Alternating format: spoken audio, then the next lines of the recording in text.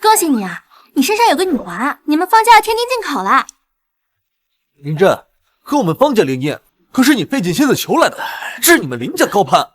你现在后悔就算了，让你女儿在这里胡言乱语，是羞辱谁呢？王少，你消消气，这芝芝丫头从小就跟道士师傅在外面跑，也没读几天书，不太懂规矩。她这是跟你开玩笑呢。我没开玩笑，你们怎么就不相信呢？这样吧，师傅说我今年红鸾星动，你让我跟方彦恒结婚，我就帮你解决这种麻烦。师傅早就算过了，方彦恒是我度化修行的绝佳机缘，跟他结婚，既能化解，还能顺利把终身大事办，何乐而不为呢？方彦恒，那可是我小叔。林芝芝，你别得寸进尺啊！莫非你对我一见钟情，舍不得放手？可是我师傅说了，男人不在就像烂白菜，贞洁就是男人最好的嫁妆。你身上都有宝宝了，我也没办法。什么宝宝？我才不信！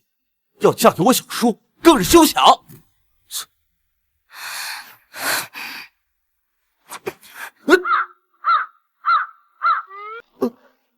你干什么？哼！哎！爸，来陪我玩呀！怎么不喜欢女娃？她也可以变成男的，搓一根出来就行了。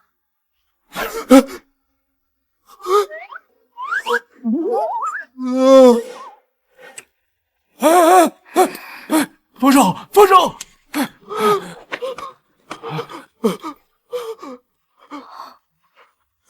喂，小叔，你要老婆不要？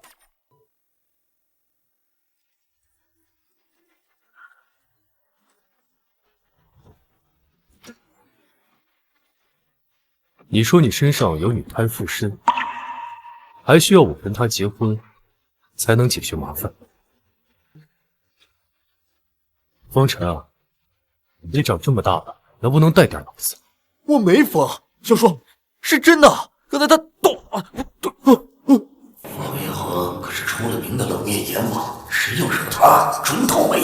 哎，女儿啊，剩下的就靠你自己了。印堂暗，眼下黑，一看就运势不好。看来是得罪了什么不该得罪的东西。小姑娘，你这是从哪个庙会学的套话？本少爷刚签了一个8位数的合同，运势好得很，好极了。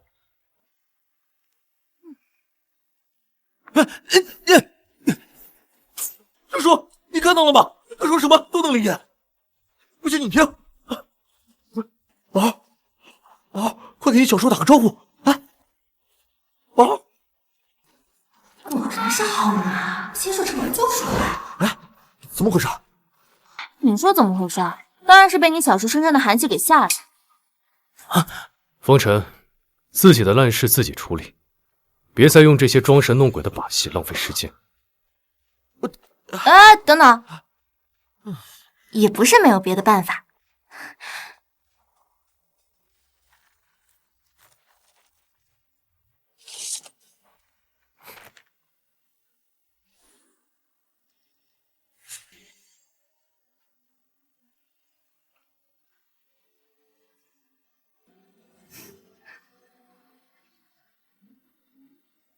这么多人啊！这个宿舍现在好冷啊！不过现在好了。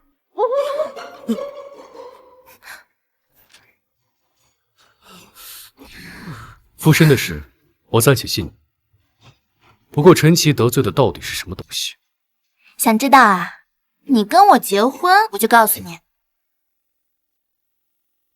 换一个，钱、资源、名声，你想要的，我都可以给你。你说这些我都不需要，是你们有麻烦求我解决，不应该是我需要什么，你们就给什么吗？是他们求你，不是我。告辞。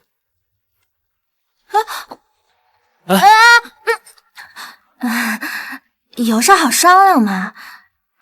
那，你让我跟你住在一起吧，我也可以帮你解决麻烦。师兄说过，亲戚吃不了热豆腐，住在一起才好培养感情呢。小叔，看在你侄孙女的份上，你就答应他吧。看在我印堂发黑的份上，你也答应了吧？我答应你。你这，呸！小婶婶，你快帮我看！哎，你别着急，先解决他的，毕竟对方已经找上门来了。什么？找上门来了？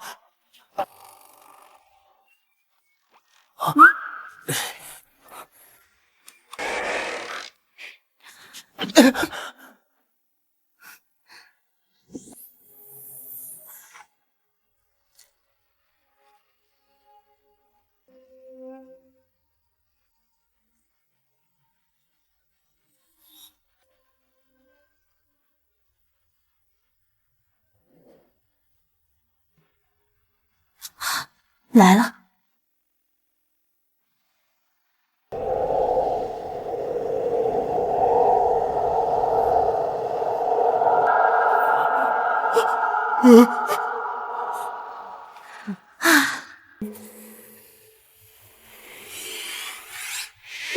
这是什么东西啊？这也太吓人了！闭上眼睛，听不见了啊！县长饶命！是我有眼不识泰山，不该冲撞你，求您大人有大量，放过我吧！我以后一定天天给您上香。天天上香？你毁了他300年修为，天天上香就想抵消啊？他说未免也太便宜你。那县长要怎样才肯饶我？只要我能做到的，我都做。他要你献祭，他要的献祭啊，首先得是活物，要新鲜的，带着气儿的。其次啊，这活物还得是他爱吃的，皮毛得顺，肉质得嫩，最好还是刚宰好的，冒着热气儿的。县长说的活物到底是啥？自然是三黄鸡。鸡？怎么是只猫？哦，你个大爷！我是你老子！堂堂黄仙苦熬300年，就差最后一步宝峰化形，功成名就指日可待。结果你个王八蛋，一句说像小猫就给我打回原形，300年的道行全泡汤了。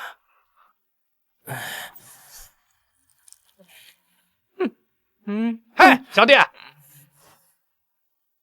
你看老子像什么？耶，有小猫，真可爱，还会说话。我当时喝多了，脑子不清醒，真不知道你是修行的仙长啊！仙长，您大人有大量，饶了我这一次吧。现在知道错了，晚了！老子300年的修为不能白丢，今天必须让你加倍偿还。好了，别闹了。他虽有错，但也并非故意为之。你的修为，我能帮你恢复。你别吹牛啊！我300年道行，你说给就给啊！嘿，再废话，信不信我把你杀了当公公？哎呀，长得一脸软红，说话怎么这么凶残呢？这个是凝神丹，可以稳固你的灵体，帮你修复受损的修为根基。3日之内帮你恢复大半修为，不到1月便能重回巅峰了。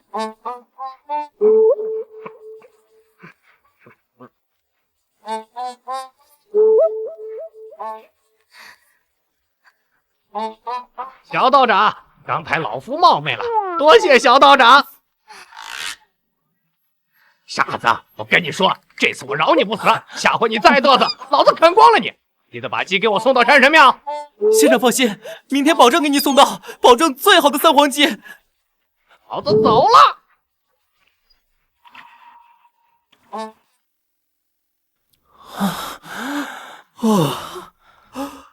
这就解决了。萧婶婶，你可真是神啊！刚才吓死我了。他之所以能成仙，就是因为他守住了修行的底线。要是碰到没有底线的邪祟，别说是讨风被缴获，就算只是路过，也会追着你扒3层皮的。陈奇，这回长记性了吧？我以后喝酒绝对把嘴缝上。谢谢林小姐救命，也谢谢仙长，不跟我一般见识啊。哎呀，站了老半天，累死我了。叶航，咱们回家吧。小叔，小婶婶，带上我也要去，不然我肚子里这个小家伙怎么办？没有你们在，我心里没底儿。正好，你腹中女胎的根源就藏在方彦恒家里，也是时候把它给解决了。女胎的根源在小叔家。喂，叶恒，我回家这一路顺得很，连红灯都没等几个。林小姐解决一个黄仙都不在话下，要不你让她帮你看看腿，说不定也没有办法。我的腿久病成疾，不急于这一时，先让他看看方辰的问题能不能解决吧。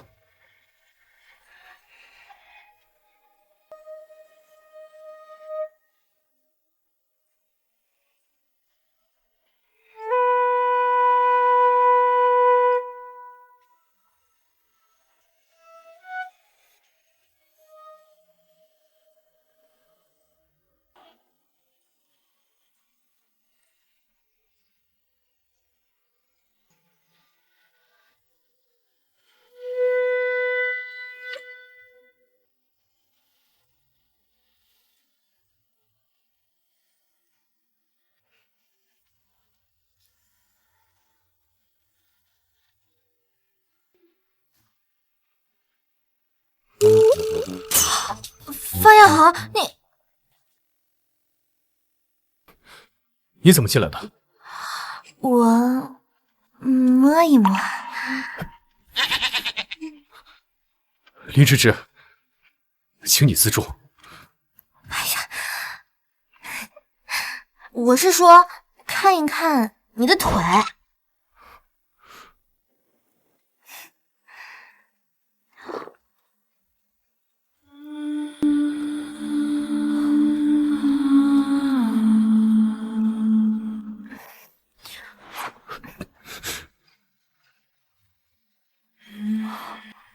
你的腿是死气侵入骨髓，经络已经被堵死了。不过幸好有一层咒印吊着你的心脉，不然你早就是个死人了。你怎么知道我腿上有咒印？当然知道了，这种低等咒印，我一探查就能感知到。低等，这个是我母亲耗尽千辛万苦，在她眼里不值一提。低等，这个是我母亲当年踏遍千山万水，将顶尖大师耗费半生血海设置的护身咒印，在她眼里竟然不值一提。既然你看得明白，那我的腿还有救吗？哎呀，没救了，等死吧！啊？逗你呢，虽然说想要彻底根治是很难，不过先止住死气的蔓延，让你能站起来走路，还是能做到的。怎么做到？现在最好的办法就是双修。小婶婶，救命啊！这痛！风神射脸，噗！这丫头，你真的是孙悟空啊！你可知这女胎为何偏偏缠上你，能钻进你的身体里？邪祟附身须有媒介，它能进你身子，多半是你误食了它的血肉，或者是混了它骨灰的东西，这才给了它可乘之机。你还孕吐啊？陌生的胎儿竟能如此轻易附身于人，被你问到关键了，这才不是什么陌生人，他就是方辰的种。不可能！我虽然疯了，但我保护措施一向做得很好。可能是你太强了吧？哎呀，他既然这么折腾，就是因为感知到亲妈就在这附近。我们现在要做的就是找到孩子的母亲。毕竟母子血脉相通，只有她才能把孩子安全的引出来，不然她一直待在方辰的身体里，他们两个迟早两败俱伤。他亲妈在哪儿？就在这栋别墅里。不可能，这里除了我和方辰，只有2个50多岁的保洁大妈定期来打扫卫生，从来没有其他外人进出过。50多岁的大妈啊，小叔、小婶婶，你们可别冤枉我！我虽然风流，但我有底线。50岁的大妈，我就算饿疯了，我也下不去手啊！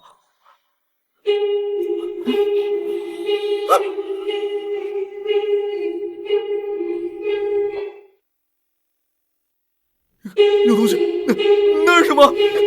有东西，那是什么？看到了，看到了你还不跑？有人一看就不是啥擅长。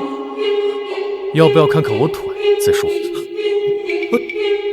行了，那个就是孩子的亲妈，我去追她。方彦豪，你照顾好方辰啊。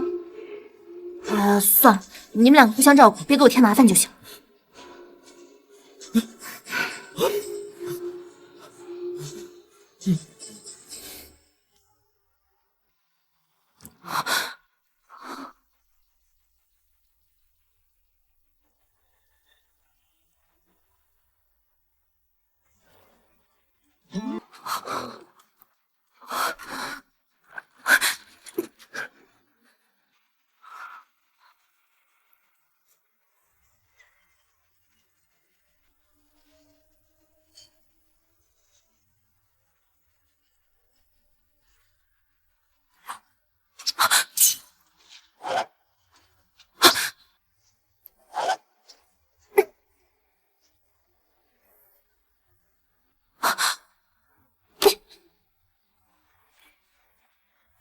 别躲了，出来吧！我知道你在这儿，也没想过要伤害你。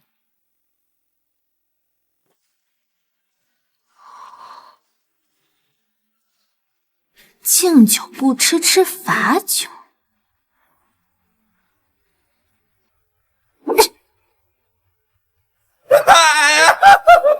别闹了，我出去看看。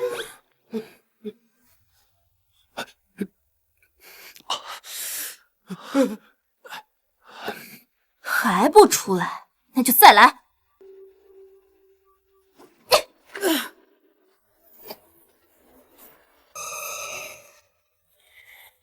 天地行踪，万其本根。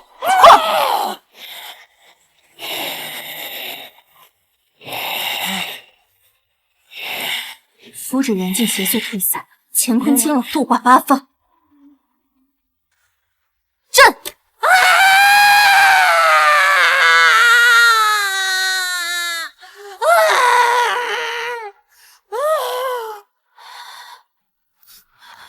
搞定！小婶婶，我们来助你一臂之力了！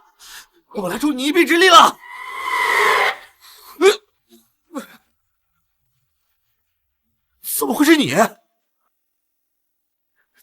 你？苏阿姨？我跟你可一点关系都没有，你为什么要害我？没关系，你害了我外孙女，毁了我的女儿，你还好意思说你没关系？哦。所以就是你把女胎的骨灰弄进水里，误导方辰喝下去，对吧？小叔，你在家吗？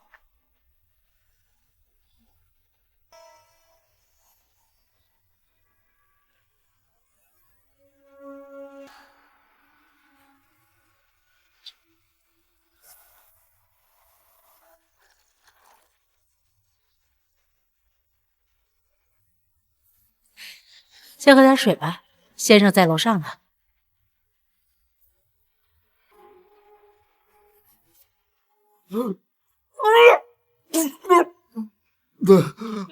没错，就是我做的。我女儿琴琴亲口告诉我，说这孩子的爸爸不喜欢他，还非要逼着他把孩子打掉。可那时候孩子已经成型了，后来他还是把孩子打了。那个畜生居然出轨！他是接受不了才自杀的。方辰，你毁了我女儿一辈子，我要让你付出代价。这怎么可能？从来没有人说怀过我的孩子，我也没逼谁打胎，你是不是认错人了？我才不会认错，就是你害了我的女儿，我要让你付出代价。哎，停！既然你们两个各执一词，那不如就用真话符，有他在，任何谎言都无处遁形。填，赶紧填！今天必须证明我的清白，不然我小叔能把我腿打断。行，那你再说一遍，有没有逼于青青打胎？有没有出轨？没有。你以为你们联手做个戏，我就会相信吗？既然不信，你有没有做过对不起你小叔的事，还瞒到现在？没有。喏，看到了吧？说谎就会这样，生理反应骗不了人的。小婶婶，你能不能提前给我打声招呼啊？我就是偷拿了我小叔珍藏的百年茶饼，掰了半块喂我家那只傻狗而已，他也不吃。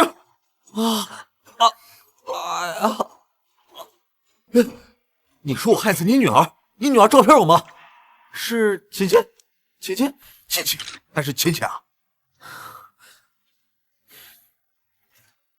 这就是我女儿于琴琴，你敢说你不认识她？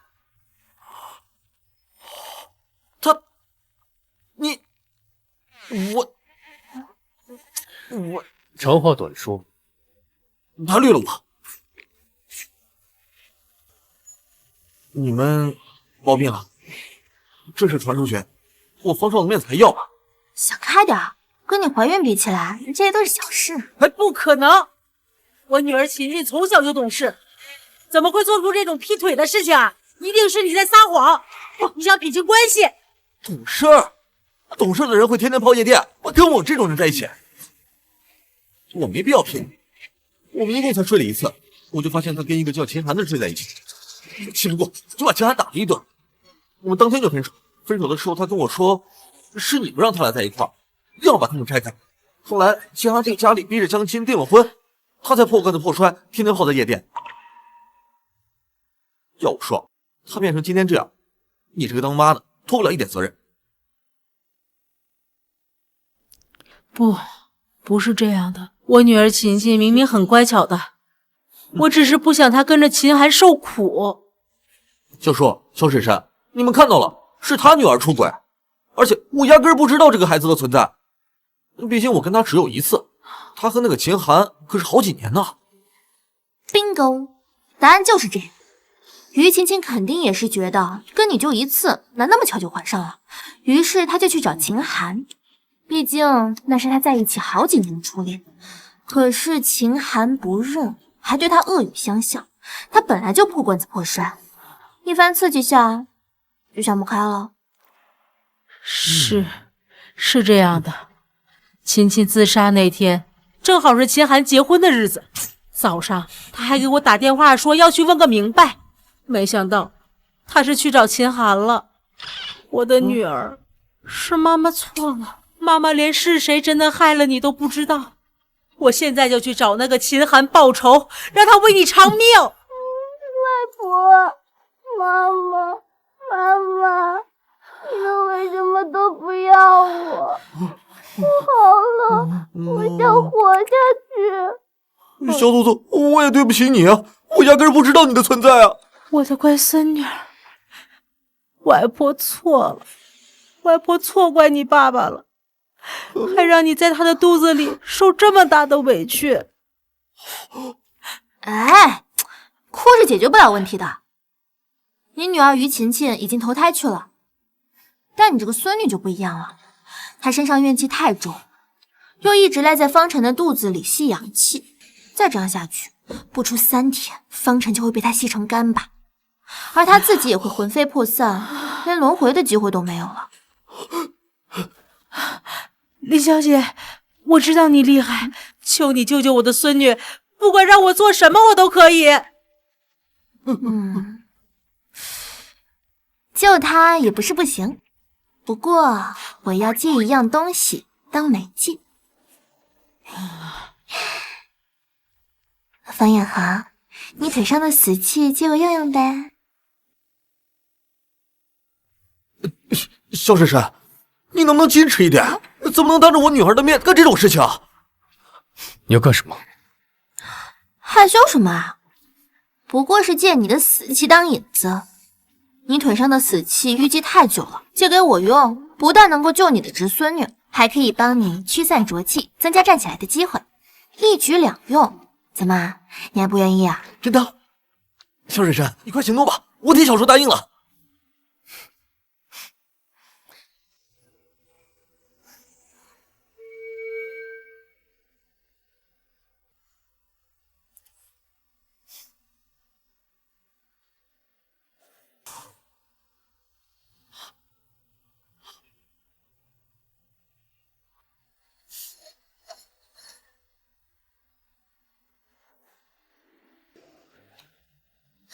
天地不济，乾坤震翻。你滴3滴指尖血在这个渡魂符上，这是母女血脉，能够保你孙女魂体。哎，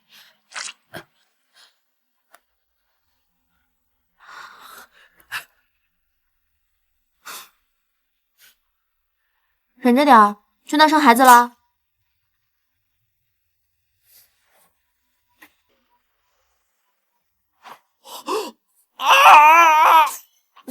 比生孩子还疼！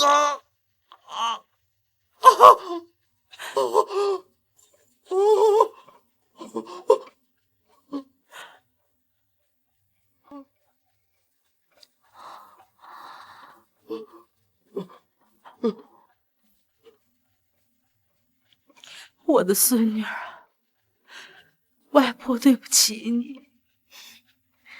好了，怨气已消，魂体也稳了。我这渡魂符能护着他，不出3日，他就可以入轮回。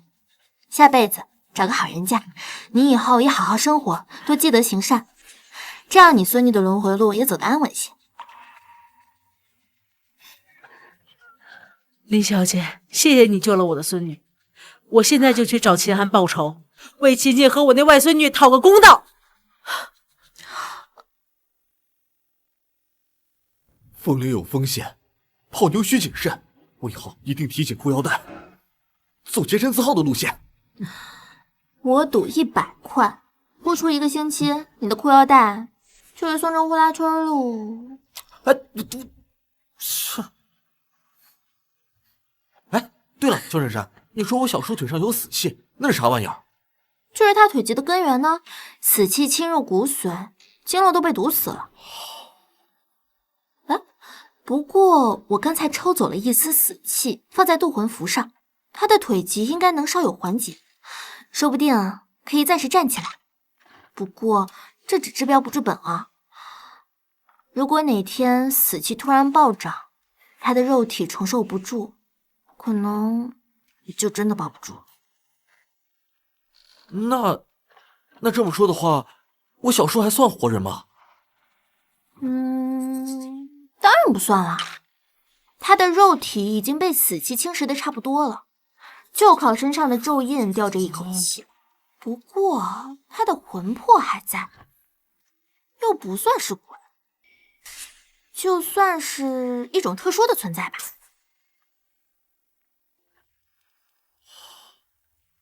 哦，那岂不是不人不鬼？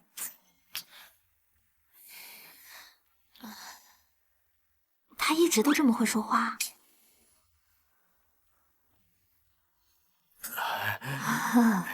那他能活到现在，这是个奇迹啊！就算你俩有血缘关系，但是我猜你应该经常生出清理门户的想法吧？我的孩子才刚刚走，你们就这样对我？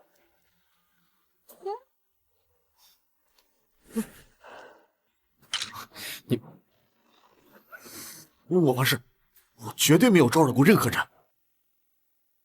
呀，小燕呐，妈晚上熬了点大骨汤，快趁热把它喝了啊！我奶。哎呀，小燕呐，你是妈妈老来得子的宝贝疙瘩，妈妈是最疼你的。不错，这脸上气色是好了不少。还有点血色。俗话说得好，人逢喜事精神爽。怎么着？是不是有什么喜事瞒着妈妈？妈，我碰到了一个高人，帮我抽走了腿上的一丝死气，这才稍有缓解。真的？你快站起来，走2步给妈妈看看。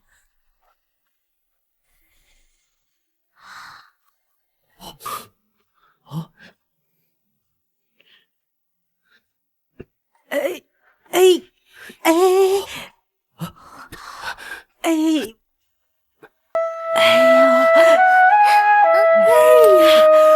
好啊，我儿子的腿好了。哎呦，看来是老天爷显灵喽，显灵喽！奶奶，不是老天爷显灵，是我小婶婶显灵，是我小婶婶厉害。你哪儿来的小婶婶？我怎么不知道？噔噔噔噔，这位就是我的小婶婶林芝芝，她很厉害，会画符，会捉鬼，还能吃我小叔的腿。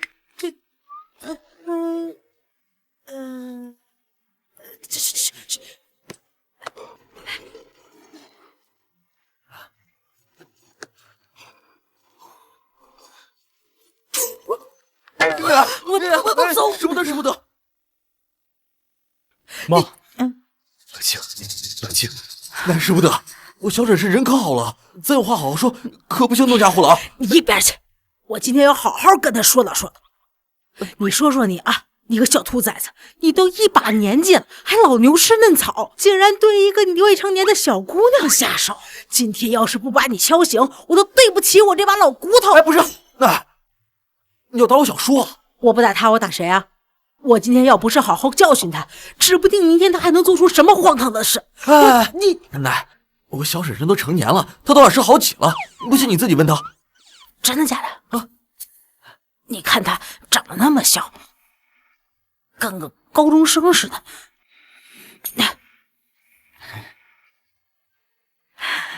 小姑娘，他说的是真的吗？不过你别怕啊，如果方彦恒这个臭小子敢欺负你，我替你出气，我把他的腿再打断一次。阿姨，那我今年已经23了，我真不是未成年啊。哎呦，吓我一跳！我还真以为这个臭小子丧尽天良，欺负一个小女孩子。妈，我怎么可能？他……你给我闭嘴！哎呀，姑娘长得真好看，一看就是有福气的。叫什么来着？啊，林芝芝啊，芝芝。什么时候领方彦恒去你们家呀？见你的父母。你要是喜欢什么呢，跟我说啊。跟你说呀，他爸去年在海边拍了一个岛，如果你要是喜欢的话，我派人把你送过去。哎呀，阿姨呀，这件事情急不得，因为方彦恒还没有答应跟我在一起。什么？他还没有答应？哎呀，这臭小子！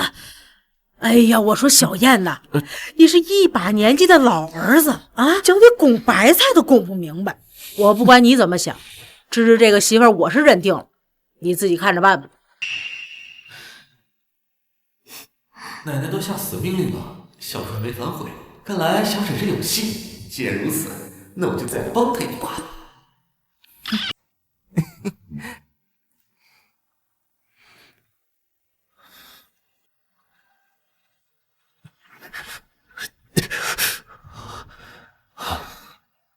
看来还是不行，终究只是暂时的。别着急啊，我都说了，只是暂时缓解。等我后续帮你彻底去除死气，别说是站起来，跑马拉松都没问题。你怎么来了？房间不够啊？啊，哪是啊！方老太太和你那个乖侄子走之前把所有客房门都锁了，没办法，我只能来你这几间。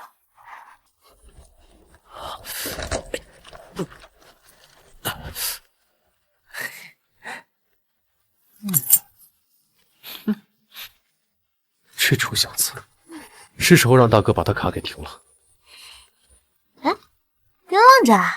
啊，上来睡觉啊！夜深了，熬夜对身体不好，尤其是你这种不人不鬼的体质。搞不上来？哦，对了，忘了问你了，你平时都是怎么上床的？哎呀，我来抱你吧，我力气可大了。扛你跟扛麻袋似的，一点都不费劲。来，不用你抱，我自己可以。厉害呀！真是瞎子的拐杖不如瘸子的大臂呀。不过你睡衣还没脱，要不我帮你脱吧，帮你省点力气。放心，我动作很轻柔，不会弄疼你的。住手！真不用了，你非得要这么照顾我？因为师傅说我今年红鸾星动，注定是要跟你在一起的。再说了，妙语连珠的是猎物，支支吾吾的才是真爱。虽然你对我话少，但是我知道你心里早就喜欢上我了。那你话那么多，难道我是你的猎物啊？你才不是猎物呢，你是我未来老公。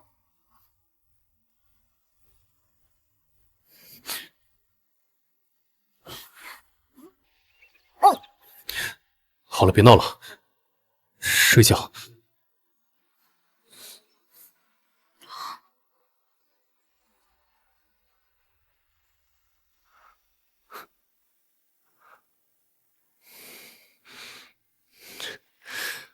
抱歉啊，你是不是那里也不行啊？你放心，我一定都会给你治好的。睡觉，你再多说一个字，去地板上睡。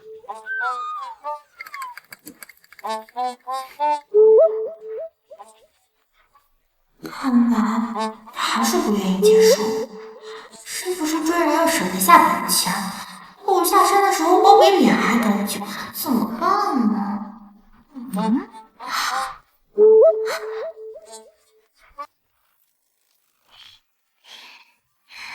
该侄子啊，帮我介绍几个客户呗。看风水、驱蛊、抓邪祟我都行。事成之后我给你抽成。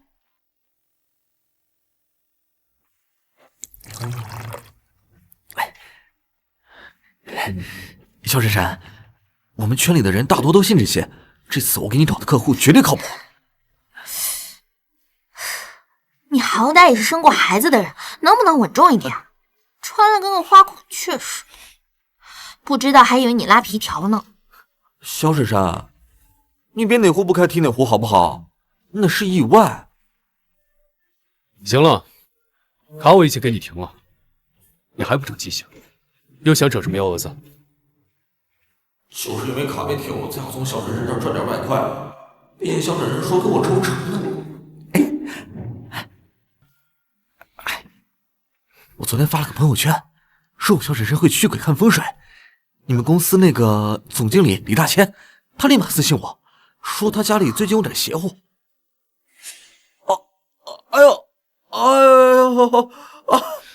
我这后遗症又犯了，我得去解决一下。萧叔，他可是你最得意的一个分公司总经理，你不会不管他吧？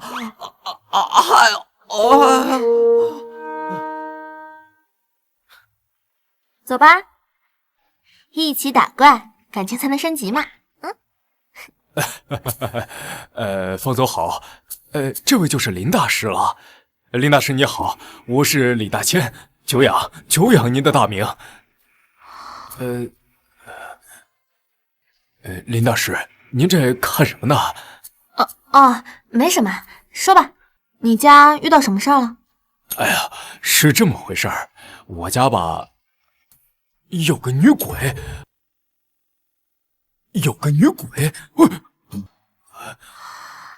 长什么样子？什么时候到你家的？他平时做些什么？这怎么跟我想的不一样？这问题我也没准备过呀。你家根本就没有什么女鬼吧？李大千，给你3分钟把话讲清楚。方总，是我错了，是方少发的那个朋友圈，我小树下的林大师驱鬼看风水，便宜又靠谱的广告，我以为您要给林大师拓展业务，所以才编这话把您请过来的。为什么要公然作假？林大师是您的人吗？您又是我领导，这钱我都准备好了，50万。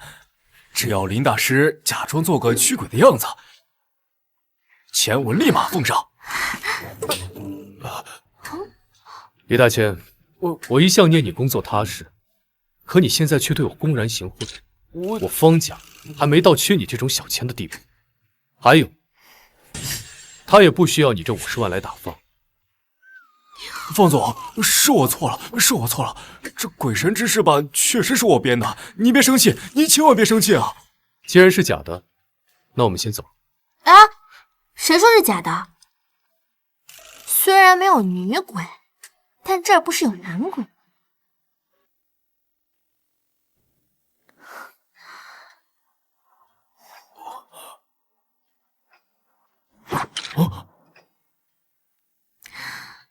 害怕记得报警我呀！李大千，的确不是假，真有，就在你身后。这不会真的有？林大师，你救命！你得救救我呀！你吵啥呀？我睡觉呢。是爸爸不小心把东西给打翻了，打扰你休息了啊！爸爸不吵了，爸爸声音小点啊！神经病！见谅，这是我儿子小雨，他还小，被他妈惯坏了。好绿的人。这是你儿子？确定是亲生的吗？确定，亲儿子，长得随他妈齐整多了。你看，比我好看是吧？林大师，您刚才说这个什么绿什么意思啊？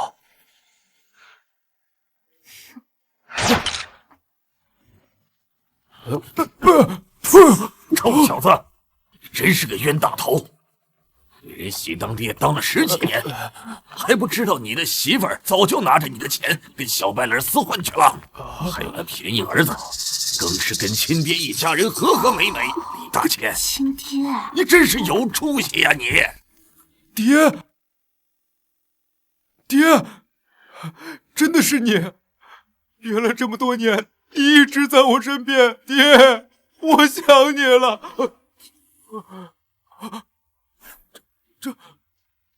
天地有规则，阴魂不能久留阳间。你爹强撑着在这留了10几年，刚才暴露已经耗了他大半魂力，再潜行的话，恐怕就要魂飞魄散了。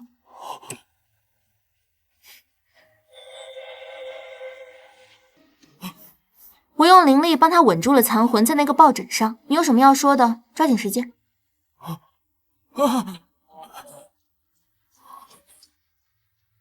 混小子，想我有个屁用！我为啥不肯走？你心里没点数吗？爹，你这不肯走，肯定是心愿未了。你说我听啊！呸！当年我跟你说过，郑云那女人不是踏实过日子的主。你自己200多斤，肥头大耳，她那模样怎么会甘心跟着你呢？可你非说什么真爱，爱你个棒槌！她就是看上了你的钱，让你2腿一蹬，就带着小白脸红脸虫，光明正大的继承你的公司，住你的房子。哎呀，现在就差把瓜子了呀！要不，再给你买壶茶。有进步啊你啊！不开始跟我开玩笑了？那我上位的日子是不是指日可待啊？出轨野种，这怎么可能？爹，你是不是老糊涂了？我糊涂个屁呀你！王八蛋！你以为郑云今晚去哪儿了？他是跟了小白脸逍遥快活去了。还有你的宝贝儿子，现在正在楼上跟亲爹亲妈看视频呢。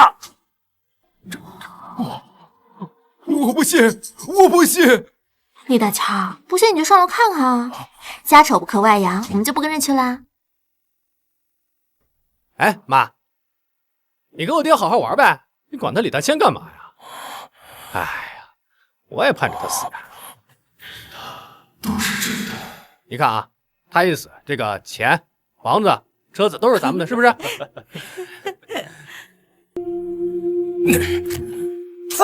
真的是好。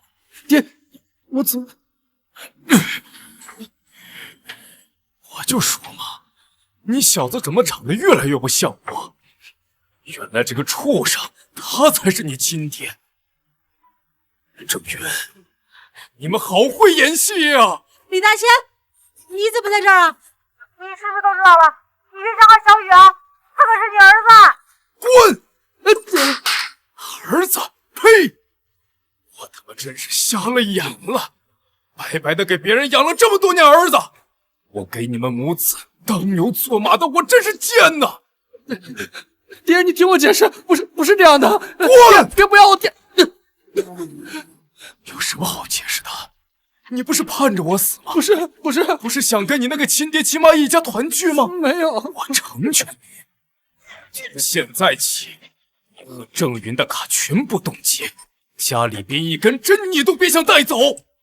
我把话撂这儿了，要是跟一家三口在帝都过上好日子，李大千就不姓李。爹，我错了，我和我妈都错了，你别走，爹，你给我一个机会，爸，你别走，爸。李总，离婚手续都已经办好了，郑云、李宇和那个野男人都已经被送到城郊的垃圾场捡垃圾去了。我们还安排了专人盯着，确保他们在帝都永无翻身之地。知道了，下去吧。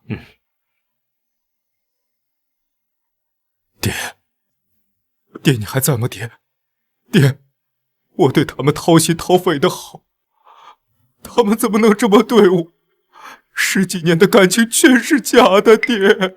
哭什么哭？没出息的东西！还不快谢谢方总和林大师！要不是他们，你这辈子都会被那娘俩玩得团团转。爹，你说的对。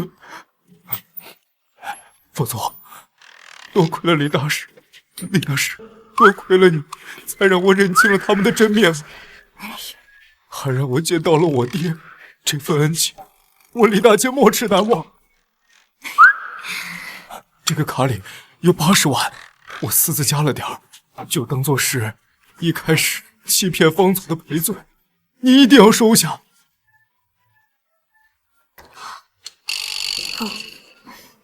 都给他吧，我没帮你什么。既然你家里的事情都已经解决清楚了，以后好好工作去。这小子哭起来没完没了，烦都烦死了。林大师，我这残魂也撑不了多久，你现在就送我投胎去吧。不要啊，爹！不要啊，爹！臭小子，我不走，待在这儿干什么？把你的房子给你变成凶宅吧。没问题。既然收了钱，我这就送老爷子上路。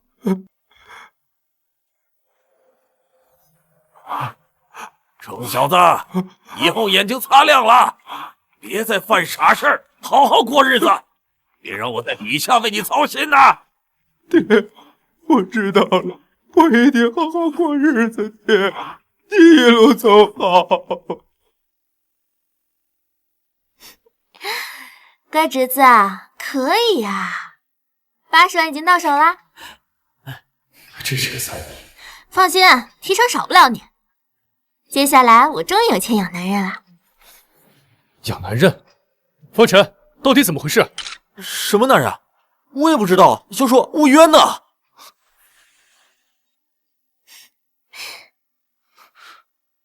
这钱给你，以后你负责貌美如花，我负责挣钱养家。你说的那个男人是我？对啊，那不然还能有什么？我小婶婶，你没搞错吧？就我小叔那身价，你别说80万，就是8个亿他都能拿出来，用得着你养他？再说，你没听过那句话吗？给男人花钱是要倒霉一辈子的。行了，你小叔身体不好，我照顾他是应该的。他为什么总对我这么好？就我小叔那性子，骑车整天坐着轮椅，他也要活得比谁都硬。你照顾他，开玩笑。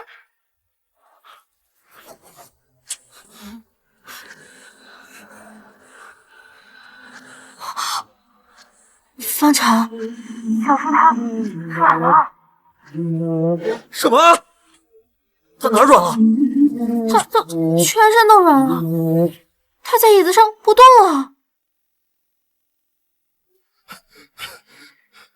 小叔，小叔你怎么了？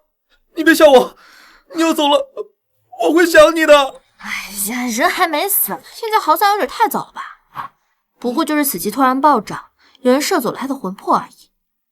魂魄都没了，那怎么办？小婶婶，你快救救我小叔！放心，不是什么大事儿。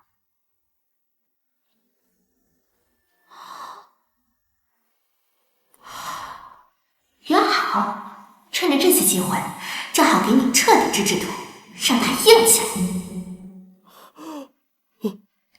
哎呀，方晨，我的乖侄子，你小叔的魂魄被人藏起来了，现在要救他，得先找到魂魄才行。现在啊，可是你出马的好时候啊！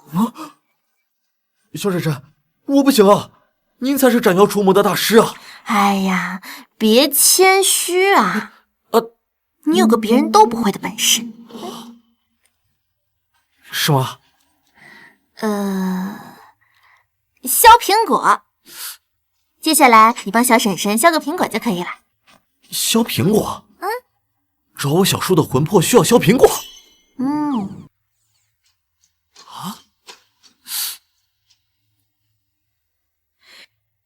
记住啊，苹果皮一定要削的连续不断。我现在还不能进去打扰，全靠你了。苹果属阳，果皮连贯则阳气不散，正好引出镜中藏的东西。届时再找方彦恒被射的魂魄，手到擒来。小叔啊，小叔，是小婶婶非要信任我的，我要是削断了皮儿，你可千万不能怪我办事不力啊！别断，别断！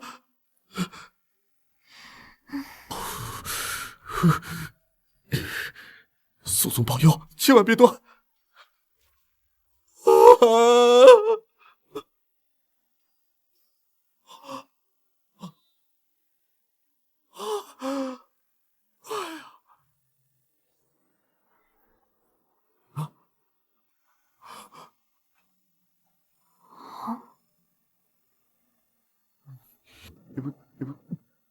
这真的跟小婶婶说的一样，有反应。金仙大人，我想知道我小叔方彦恒魂魄到底在哪儿啊？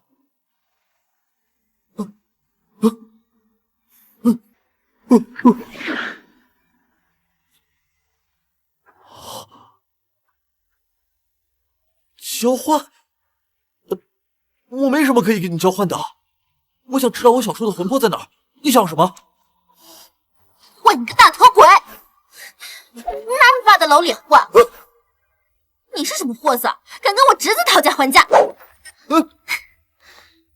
小婶婶，你把镜子摔了，这是找我小叔魂魄的唯一线索，现在怎么问呢？问什么问啊？这玩意儿在骗你，你现在还没看出来？这静仙啊，早就被人下了监口器，就算你把家产都给他，他也不可能吐出半个字。之所以跟你要交换，不过就是想要拖延时间，吸你阳气，让幕后之人趁机对你小叔下死手而已。这么阴狠，那我小叔的魂魄还能找回来吗？当然能了，我已经锁了他的残魂，他跟藏魂魄的地方肯定有感应。我们只要跟着他，不仅可以找到你小叔的魂魄，到时候顺藤摸瓜，还能把幕后搞鬼之人给揪出来。小叔动了，小婶婶，你快看看，他是不是要醒了？不是要醒了，是死期又开始往上涌，得赶紧找到魂魄归位。走，带他去地下室。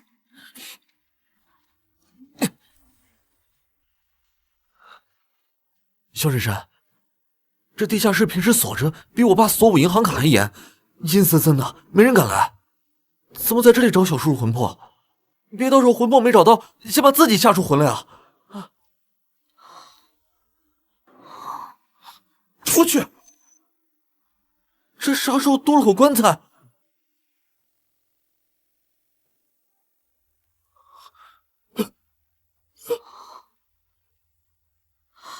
你们方家没人知道这口棺材？绝对没有。我小叔平时最忌讳这些东西了，平时家里装饰摆件都不敢放，怎么可能放口棺材在这儿？肯定是有人偷偷放进来的。看来幕后之人早就布好局了。你可知这棺材的用处？你小叔体质特殊，是绝佳的活祭容器。他想要用你小叔的命来养着棺材里的东西。哇，活祭，这也太吓人了吧！萧婶婶，咱们赶紧把它扔出去，别让他害我小叔啊！扔不了，得破了它才行。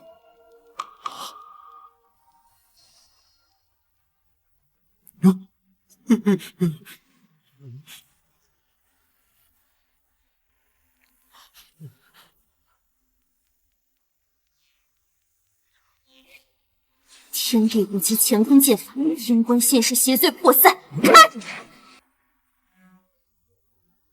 里面有东西又出来了。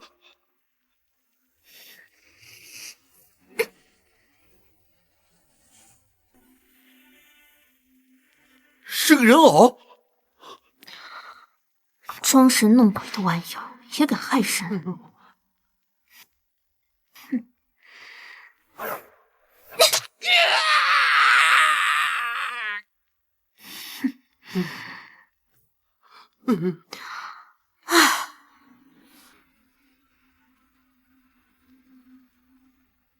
这是哪儿？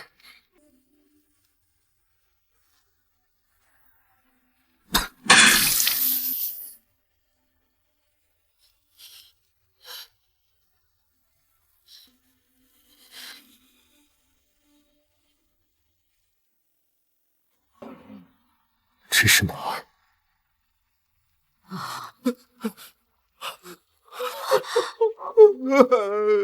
这是地下室。我怎么会在这儿？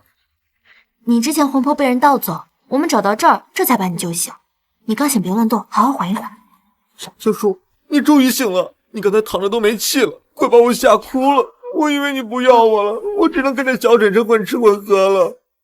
我哪有那么脆弱，这么容易出事？你都多大人了，怎么还跟小孩子一样，还哭唧唧的？你小叔这不是好好的吗？我这不是担心我小叔吗？哎，对了，小婶婶，那个搞鬼的人，咱们去抓他吧。被他跑了，我刚才用符咒查到他的痕迹，留在了郊外竹林，人早就跑了。跑了？那岂不是放虎归山？他要是回来害我小叔呢？哎呀，放心，刚破了他的术法，他现在元气大伤，短时间内过不来。现在最重要的是你小叔的身体，他刚醒，魂魄正在归位。至于腿疾，我小叔腿要好了，那岂不是要重见男人雄风了？我的腿，魂魄归位能够暂时平复体内的死气。按照现在的情况，大概5分钟左右吧。5分钟？5分钟？不是，我是说你站起来5分钟左右。吓我一跳。难怪腿部还是刺骨的疼。正常，死气只是被暂时压制，没有彻底清除。要想腿疾完全好，就必须找到幕后黑手，断了他的邪术源头。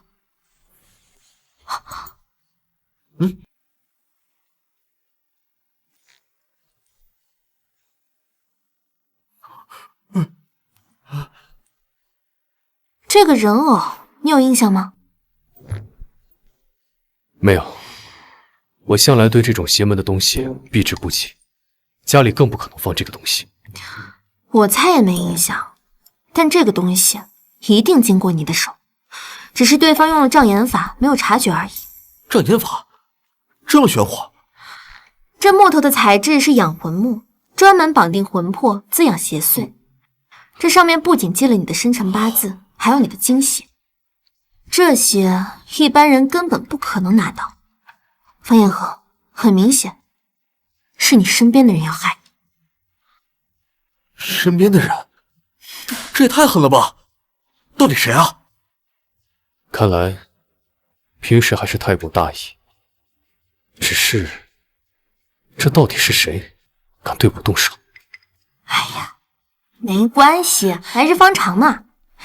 既然我们现在已经知道是身边人在搞鬼，那我们就多多留意一下。我就不信抓不到他的马脚。等咱们把他揪出来，不仅可以断了邪术源头，还可以彻底治好你的腿。到时候你就可以像正常人一样走路了。萧婶婶，今天真是多亏了你啊！那人居然想拿小叔搞活计，你可得赶紧把他揪出来，别让他再来薅我小叔。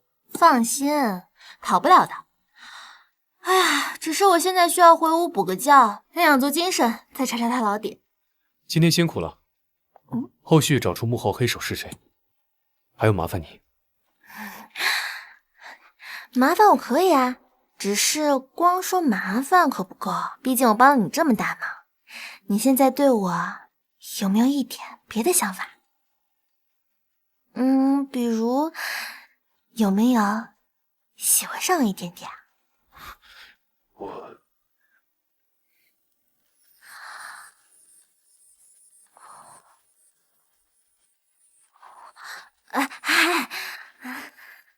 我可能是我想多了。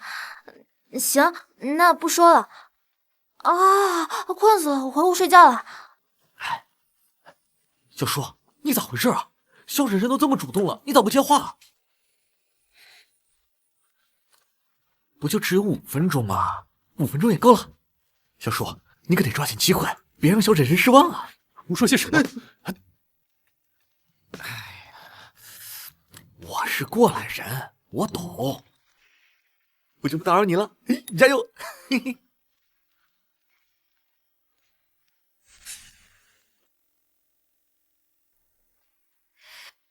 师傅，是我呀，芝芝。你看看球场的钟，现在是凌晨2点半。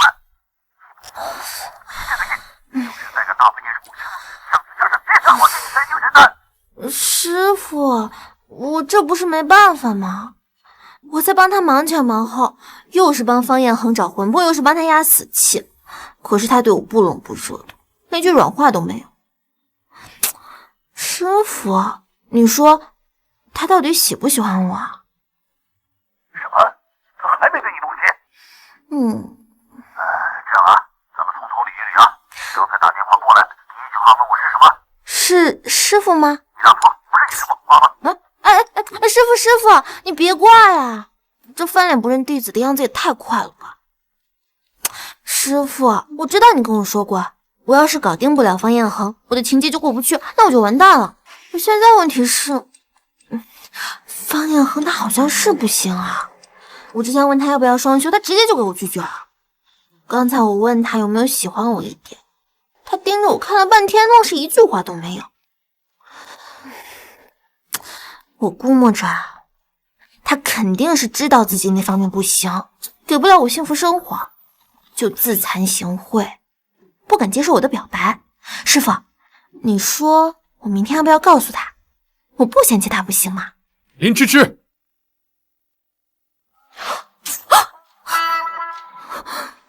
师傅，你有没有背地说人坏话，被当众抓包的经历了？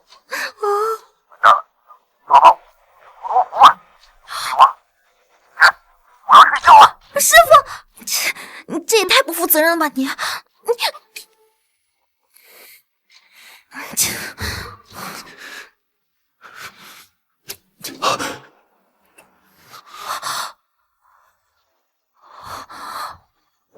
你要干什么？谁说我不行的？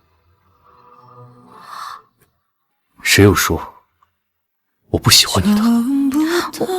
我那都是猜的。那我刚才问你喜不喜欢我，你不说话，还拒绝了双休。你没给我半点时间就跑了，我哪有时间反应啊？那你就是喜欢了啦。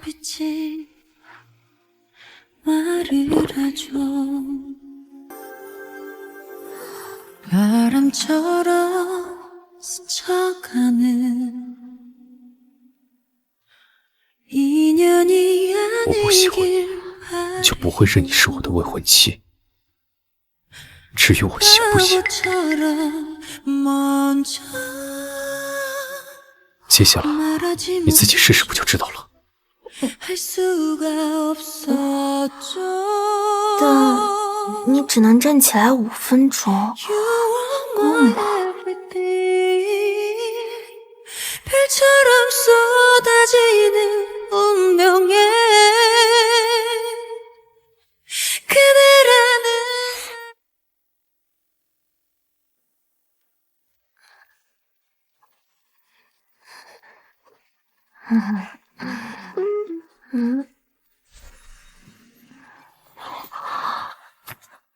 哎呀，这方彦恒腿脚不便，力气倒是不小。哎呀，不过啊，这就是双休吗？不仅能帮方彦恒去死气，我体内的灵力都升了不少。知道这么管用，当初就应该直接把他按在床上，把我令上宫。哎呀，师傅果然没有骗我，方彦恒就是我命定姻缘。小叔，嘿嘿，偷偷问一句，昨晚睡得怎么样？是不是跟小婶婶特别美妙啊？你看，这气色比之前好多了。又皮痒了是吧？从今天开始，你跟我去公司实习，熟悉业务。以后方家的事，你不能再懂了。啊，去公司啊？那些报表合同看得我头都大了。小叔，能不能通融一下啊？我也要去公司。小婶婶，你是心疼我，特意陪我去公司当牛马了吗？我就知道，还是小婶你最疼我。想什么呢？我是去陪你小叔的。之前有人搞鬼害他，保不齐公司里还有眼线。从今天起，我要寸步不离的跟着他，省得别人动手脚。你们能不能注意啊？一大把年纪了，谈恋爱这么黏，要把我这个单身狗腻死！大清早撒狗粮，真是太不人道。切！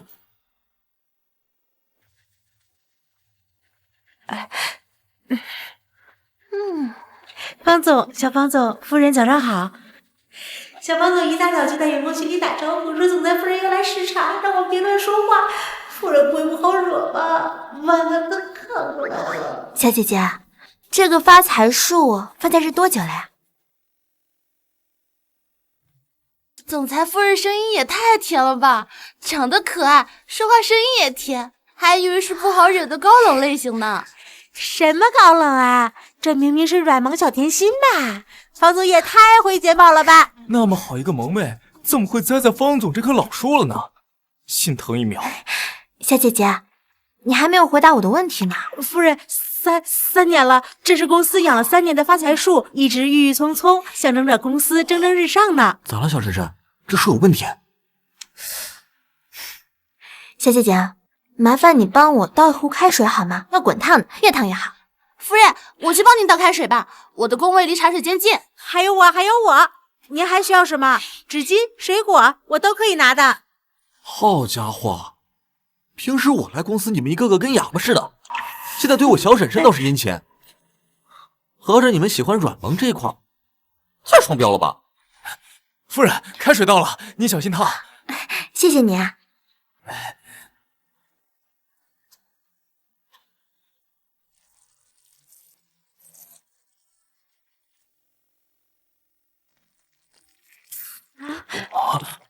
夫人，这可是公司的发财树啊！发财树死不吉利呀！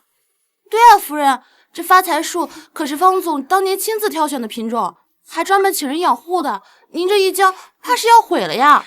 他不死才是真的不吉利。这是什么意思？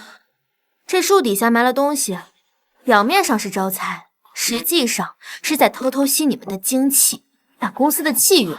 最近你们是不是总觉得累得快，睡不醒，项目谈着谈着就黄了？都是他在搞鬼。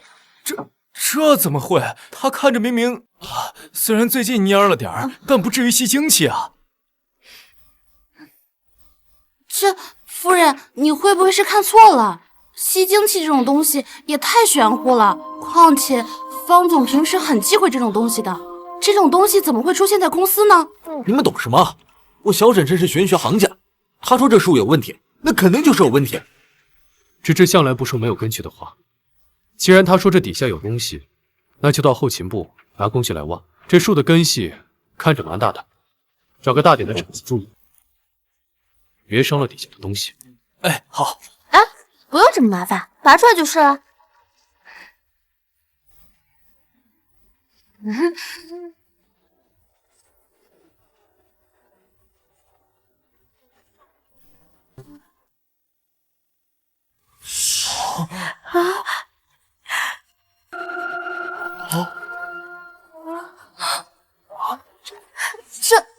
这就是传说中的林黛玉倒拔垂杨柳。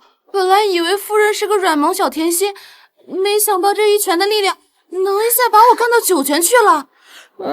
方总在家肯定很听话的，对吧？方总爸妈肯定没有叛逆期的吧？小婶婶，我觉得再来俩壮汉，你都能给他们拎着转圈儿。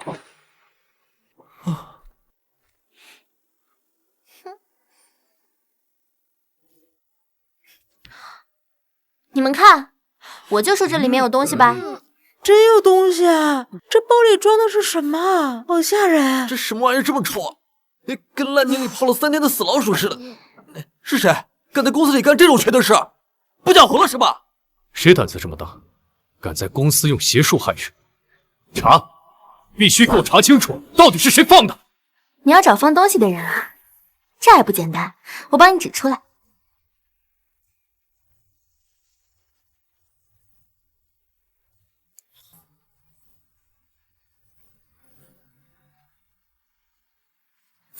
怎么回事呀？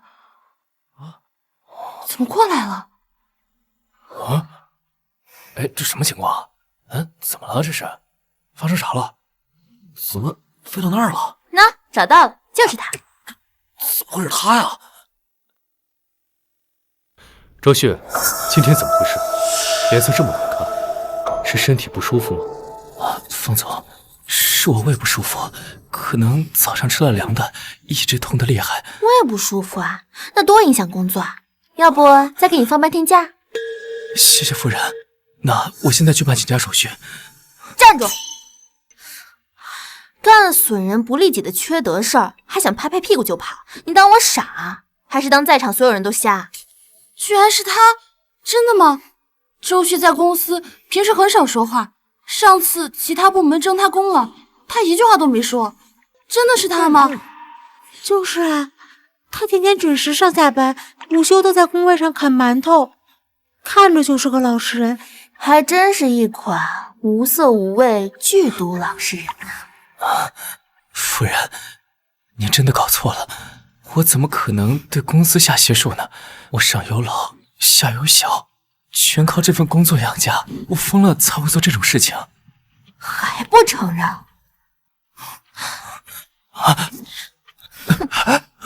这是什么？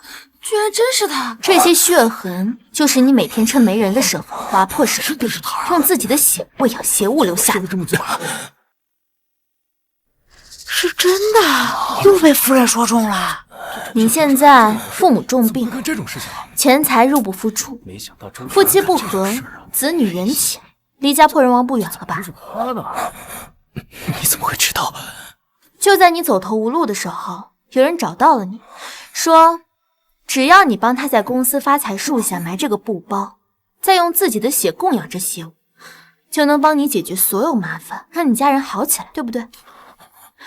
可惜这邪物会首先给你带来反噬，再拖上半个月，不等你家里出事故，你自己就先没命了。不可能，这绝对不可能，他是不会骗我的。告诉我，是谁教你的这个方法？我现在还有机会帮你驱散邪祟，减轻反噬。是，不好，有人给他下了禁言咒，阻断了他的气息，他说不出话了。你小心。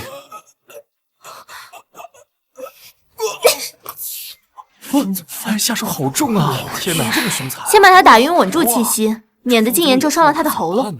虽然现在他说不了话，但等他醒来，让他写出来也一样。还真是好手段啊！有道理，一下子就识来人，这个人的诡计了。把他给我关起来。他怎么醒了？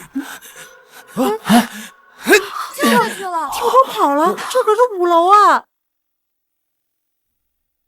跳窗了！这次我一定会抓到幕后真凶。等我回来。这可是5楼啊！这真的很帅啊！夫人好厉害啊！肖婶婶，你疯了！追人就追人，你犯不着跟着跳楼啊！咱们有电梯啊！夫人怎么跳下去了？这可是5楼，她不会有事吧？他不是跳，是飞。夫人也太强了吧！夫人一来公司就搞大事情，先是用开水烫死发财树，再一拳打晕程序员，现在直接从5楼跳下去追人。我这怕不是在做梦吧？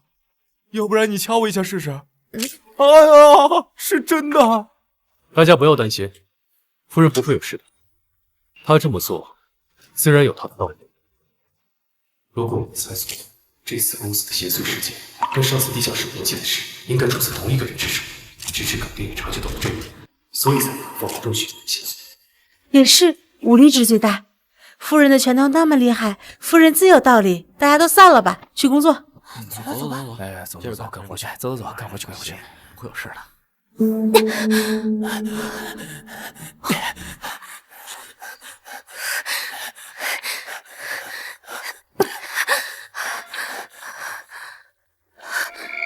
周旭之说哪不对劲，眼神空洞，还带着股邪气，明显是把身体都献祭给幕后之人。看来对方给他洗的脑够深。不过没关系，只要抓住，总能救出背后之人是谁。又是这招，每次被我追到关键处，就立刻让人遁逃。被我抓到，给我等着！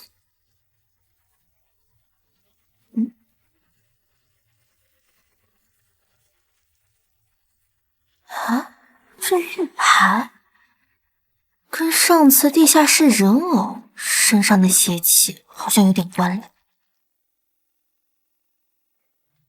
燕航，哎呀，本小道长在外面跑断腿追线索，回家就有香香老公等着。这日子也太爽歪了吧，简直是人生赢家配置啊！好了，追了一天了，有没有受伤？发现了什么？当然有收获啦。你看这个，这玉盘看着有点熟悉，好像在哪里见过，具体是在哪？想不起来了。想不起来也正常，这东西带着邪祟的死气，跟你身上的气息相冲，会干扰你的记忆。来，我们来仔细捋一捋啊。首先是方辰身上的女胎事件，这宋阿姨一个50多岁的保洁大妈，怎么可能知道用女胎的骨灰来害人的阴招呢？这背后肯定有人教唆，正好利用死去的女胎来报复方辰，搅乱方家。紧接着是上次地下室的黑棺和人偶，是想拿你来做活祭。再然后就是这次公司的发财树邪祟，是想阻挠公司运势，让方氏集团彻底垮台。所以说，背后之人的心思很明显，就是想要把方家闹得鸡犬不宁。我方家一向与人无冤无仇，究竟是谁这么恨我，这么恨方家？谁知道呢？不过没关系，我已经连续破了他3次布局，他肯定坐不住了。接下来，谁先主动找上门来，谁就有最大的嫌疑。我啊，这次小叔，小婶婶，我带客人来了。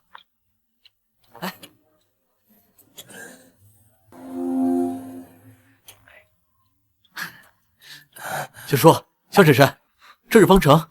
小叔，你记得不？他是我二爷爷家的，就是你那个堂兄家的儿子。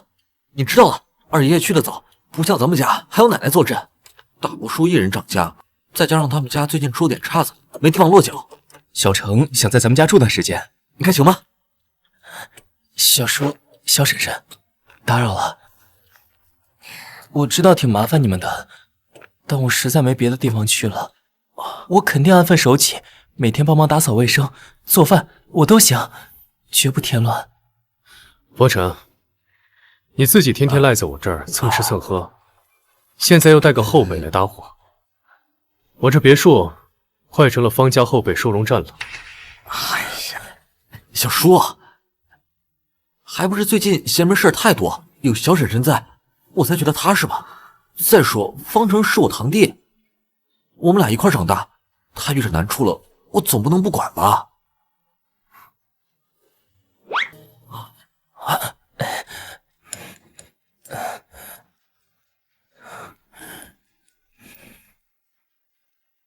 小叔、小婶婶，你二位喝茶解解乏。你二位喝杯茶解解乏。我早就听堂哥说了，小婶婶是玄学高人，又能化符驱鬼，还能帮小叔调理身体。您真是又厉害又心善，我特别佩服您。这气息和那枚玉佩上的邪气如出一辙。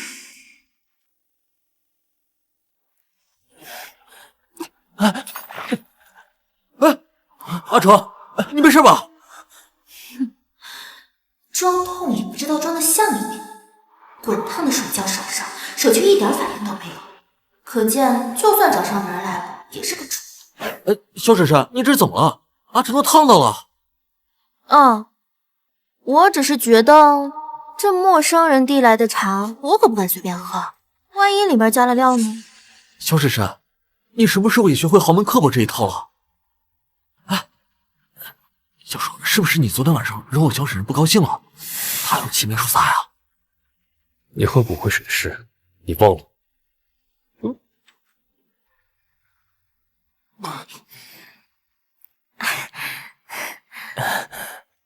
阿成啊，你家里出了事儿，具体是什么情况呀？谢谢小婶婶关心，也不是什么大事儿，就是家里老房子年久失修，总有点异响，住着不踏实。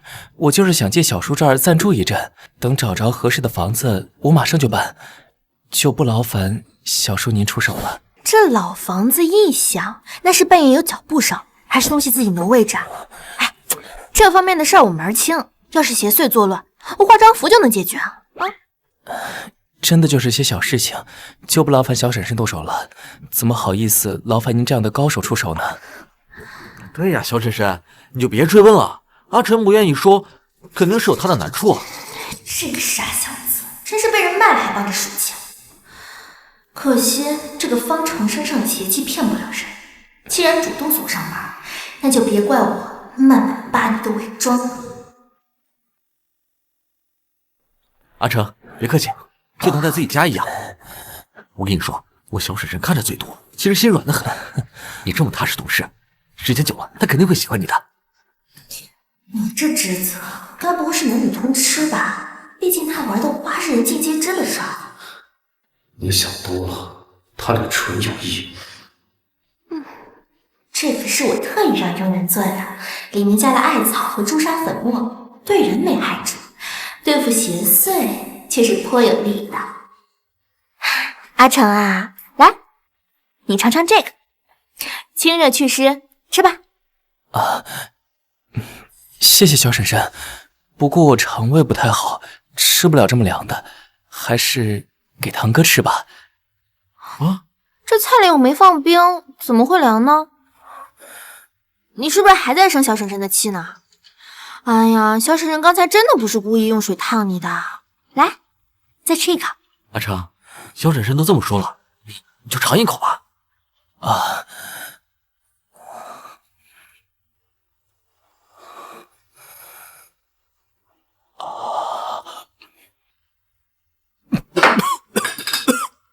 阿成，你没事吧？你是不是呛着了？啊，没事儿。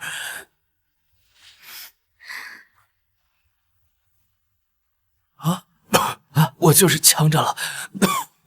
装，继续装，我倒要看看你还能在我们面前装多久。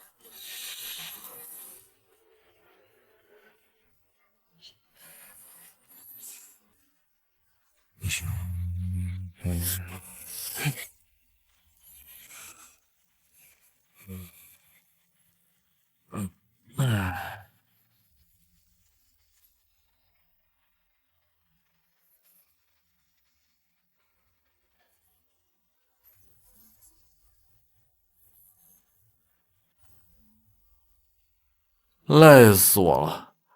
昨晚上一晚上没睡好，总感觉有黑影在我床边晃悠，压得我喘不过气。现在浑身软得像没骨头似的，连手都抬不起来。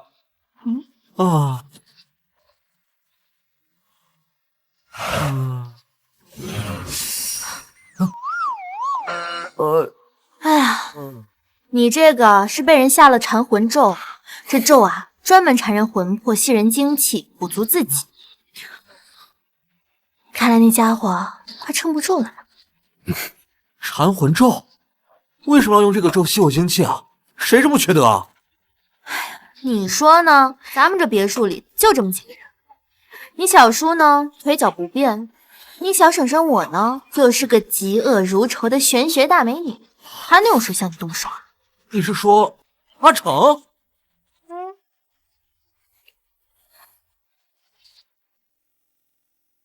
不可能，绝对不可能是阿成！我跟他从小一块长大，我们是穿一条裤子的交情，他怎么可能害我？小婶婶，你肯定是搞错了，说不定就是我昨晚熬夜刷手机，做了场噩梦，精神头不好而已。堂哥，谢谢你相信我。小婶婶，您是在怀疑我吗？可是我昨天晚上吃完饭就回房间了，一直到天亮都没出门。而且，我怎么会害堂哥呢？就是啊，小叔，你也说说，阿成这孩子多老实，一看就是本本分分的人。小婶婶，你肯定是搞错了。你这傻侄子，真是不见棺材不落泪啊！话都说到这份上了，他还是不信。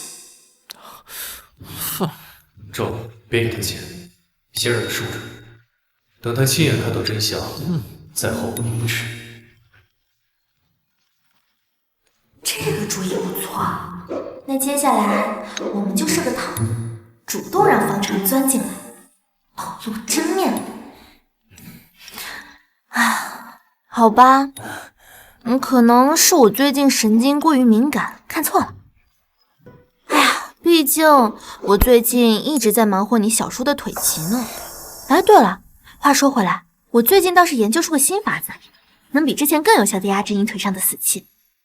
要是顺利的话，说不定能让你彻底摆脱轮椅站起来。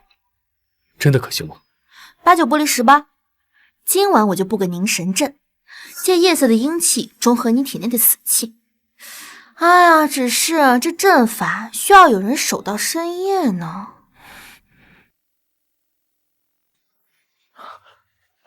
那太好了，守阵这事交给我啊！我年轻火力旺，熬夜根本不算事儿。我保证把阵法守得严严实实的。堂哥，等等，你昨天晚上没休息好，要熬夜守阵，身体肯定扛不住。要不换我吧，我昨天晚上睡得充足，精力充沛，而且熬夜守阵到深夜一定没问题。小叔，小婶婶，要不就换我守阵吧，而且能为小叔的腿疾尽一份力，我也安心啊。果然坐不住，这么着急跳出来，生怕错过了破坏阵法的机会。那怎么行？行。哎呀，就让阿成来吧。你精神太差了，守阵不能分心。今天你就好好休息，养足了精神，等明天看结果就行。啊？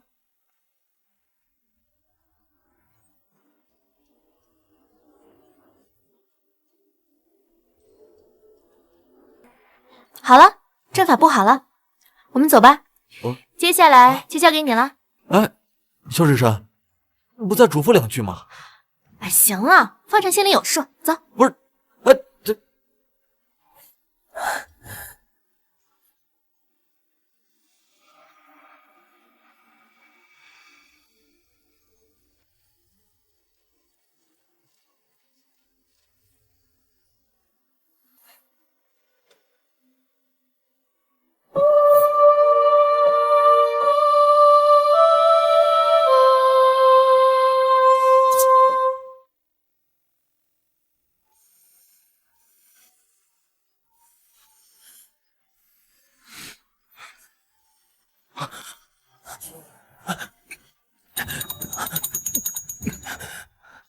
我怎么动不了了？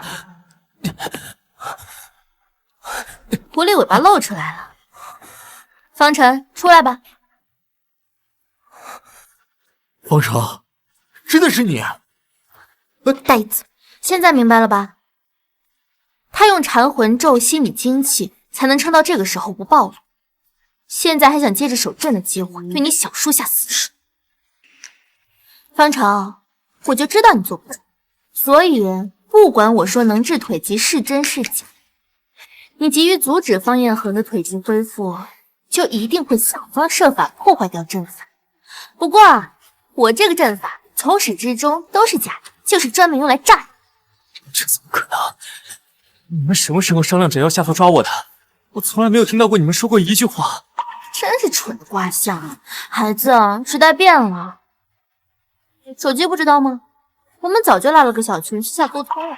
阿成，真的是你要害我，亏我还那么相信你，把你当成我最好的兄弟，你为什么要这么做？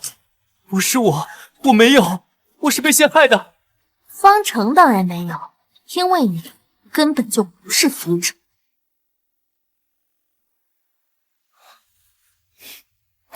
看来你对这具身体的原主很是熟悉，连方程都没有看出来你已经换了个心思。我说的对吧？也就是说，你套着方程的躯壳，故意在这扰乱是非，伺机害人。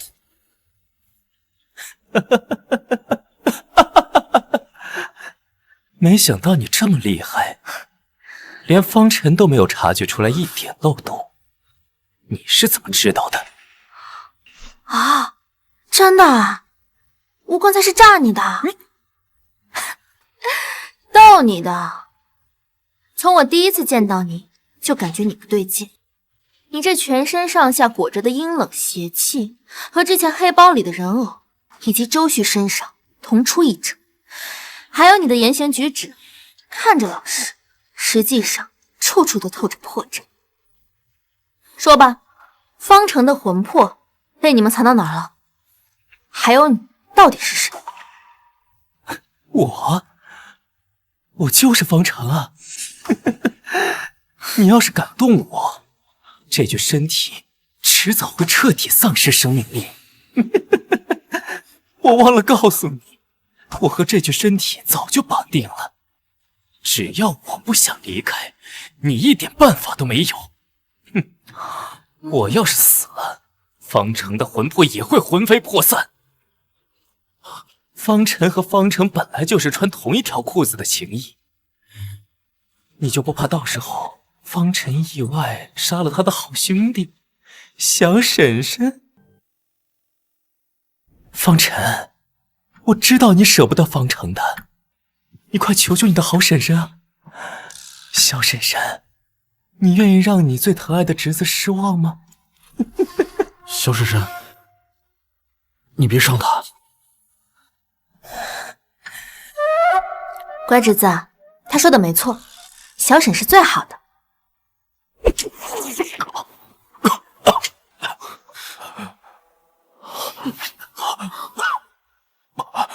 你敢动我？我这么疼方程这个小侄子，他要是因为这个怪我的话，那只能算我识人不清了。既然你说留着你，方程的魂魄也找不回来，那我觉得除掉你更划算一些。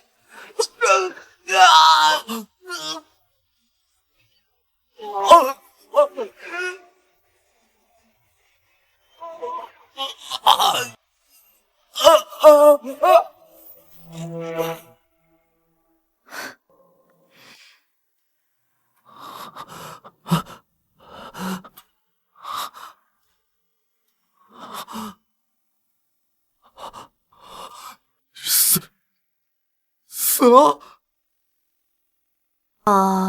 半死。假装方程这家伙已经被我收进剑里。至于这副躯壳，只要找到方程的魂魄，把他召回来，那他就没死。啊，没死就好。我就说阿成是不会害我的，他从小就喜欢跟着我，一口一个哥的喊，性子老实又听话，他是不会害我和小叔的。对，是这个混蛋假冒欺骗我们，我的好弟弟啊！住手！小叔，他不会害你，不见得他的家人也不会害你。这是什么意思啊？阿成的家人不就是方家的人吗？他们为什么要这么做？哎呀，不愧是我的人，就是聪明。方城那一脉，从你二爷那辈开始，就逐渐没落。你二爷爷和二奶奶走了早，就只留下他父亲方启山一个人苦撑家业。他后来成家后，他的妻子谭红在生产时本来是怀的双胞胎，可偏偏只保住了方成一个，另一个并没有保住。谭红打那以后就沉浸在丧子之痛里，精神时好时坏，整个家也散了架子。这么多年，我们家借着机遇愈发兴盛，而他们家就越来越没落。所以啊，他们心里的落差和积怨就会越来越深。如今他们借着邪魔歪道来对你我动手，我并不感到意外。没错，你多年腿疾，应该也是他们动的手脚。这也太离谱了！难怪小叔当年好端端的突然得了腿疾，难怪奶奶找了那么多顶尖医师都没能把你治好。原来是他们在背后搞鬼。不只是他们几个，这几个事情个个离不开他们的手。现在他们派这个冒牌货找上门来，肯定是坐不住了。之前所有的布局，接连被你小婶婶给破解了，他们急着对我下手，就派这家伙过来当先锋，扰乱我们的阵脚。可我还是很疑惑，他们要动手，为什么不自己来，或者找人来，非要派人代替阿成？阿成可是他们的亲儿子，现在阿成会不会下落不明？自己人不会对自己家里人动手？这你就不懂了吧？等着吧，折腾了那么久，幕后的大 boss 终于要现身了。芝芝，接下来我们该做什么？当然是请君入瓮了。小婶婶，我能做什么？阿成是被人陷害的，他老实又听话，从来没害过别人。我也想救他。你得了吧，就你那脑子，不被骗就不错了，别到时候没有救回方程，反倒把自己搭进去。没错，剩下的事就交给你小婶婶和我处理就好了。走吧，明天我们就去方家祖宅见老太太。有些事是时候让她知道了。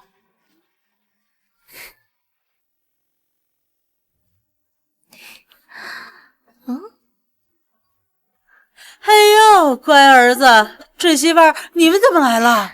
哎呦，这才没见几天呢，芝芝，你这小脸啊，可又嫩了不少哦。小燕啊，你这气色也红润了不少。我跟你们说呀，我这几天啊，正翻老黄历呢，我正琢磨着把你们的婚期给定下来，结果你们就来了。你们俩是不是跟我一样啊？迫不及待的想把这件婚事给定下来？巴不得那天早点来呢。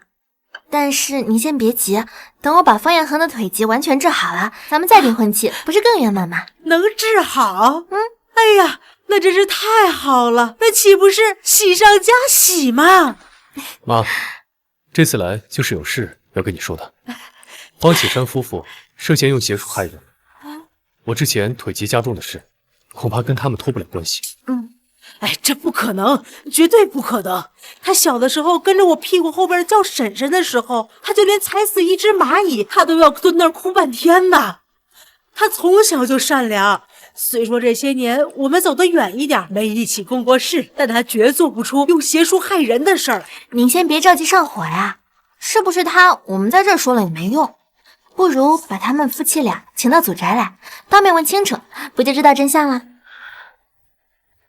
哎呦，好吧，但是咱丑话说到前头啊，如果我发现你们要是冤枉了好人，小燕，这个月你的补汤你就甭想喝了。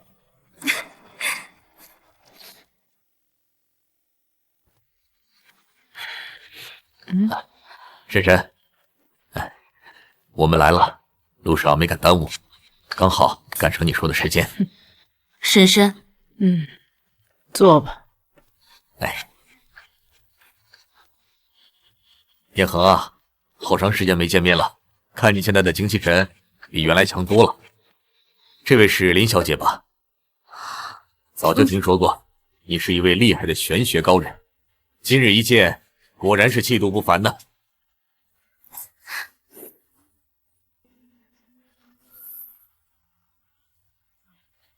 芝芝，我跟你说啊，韩红那个人的性子就那样。当年她生方成的时候，可是遭了大罪了。本身是双胞胎，另外一个没保住。打那以后啊，她的精神就不太正常了，平时也很少说话。我知道。什么？你知道？你是怎么知道的？韩哥，方成在我们那儿住下后，身体不太舒服，我看他身上总有一道虚影晃来晃去，不知道堂哥和嫂子有没有带他去看看？最近家里啊出现了一些异样，总是听到一些奇怪的声音。我想啊，人多了能安心一些。莫不成他到了你那儿，还是被吓到了？谭女士，你知道方成身上的虚影是什么吗？会不会是家里有什么不干净的东西啊？说不定是白天玩疯了，夜里做梦产生的幻觉，哪来那么多不干净的东西？年轻人，别搞那套玄学，故弄玄虚，不靠谱。是吗？那接下来你可别哭哦。来人，把东西押上来。林小姐，你这好端端的，怎么还把担架抬进来了？这到底是什么情况？这担架上是谁呀？这谁受伤了？你可别吓唬我这老太婆呀！您放宽心，没什么可怕的。这上面躺的是谁？掀开看看不就知道。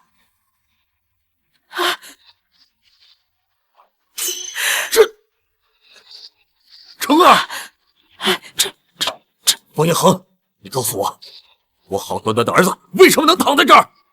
你对他做了什么？如果他有半点差池，我今天跟你拼了！林芝芝，你这个蛇蝎心肠的女人，小成那么老实本分，你居然对她下狠手！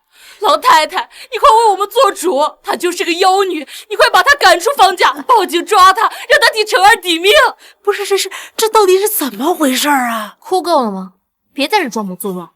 方成死没死，你心里比谁都清楚。你这话什么意思？这和我夫人有什么关系？你别血口喷人啊！这些年我们的家境是不如以前了，但是我们从来没有伤天害理过。更何况小成是我亲生的儿子，阿红怎么能害亲生儿子呢？堂哥，芝芝从来不说无凭无据的话，你冷静一点。冷静？我儿子躺在这儿呢，我怎么冷静？林芝芝，你今天要不拿出证据来，我今天跟你没完。算算时间，也该赶到。把东西拿过来吧。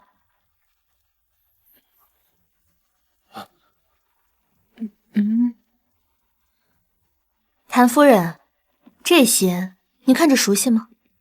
这可都是刚刚从你房间里的暗格里搜出来的。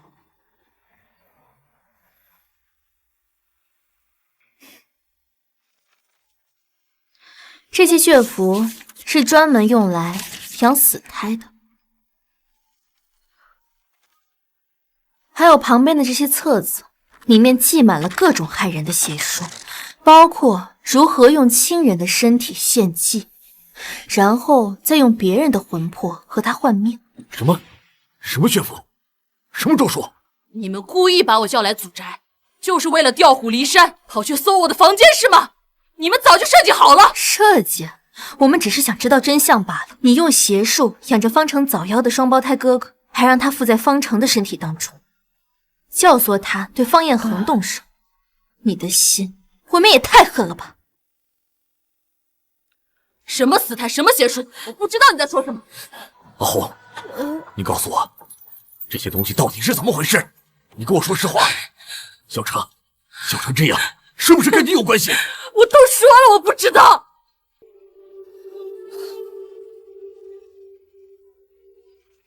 这个是便邪符，只要碰到和邪术有关的东西，就会发出警示。你敢不敢用它碰一下你身上的东西？凭什么要听你的？谭红，你要是没做亏心事，你就让芝芝试试。你这样躲躲闪闪的，倒是让人家怀疑。唐嫂，事到如今，不要再狡辩了。芝芝的符纸不会骗人，你讲实话吧。看来你还是不肯主动说。既然这样，我只能让那个死胎自己来说了。只是到时候你藏在暗处的龌龊事儿就全都爆了。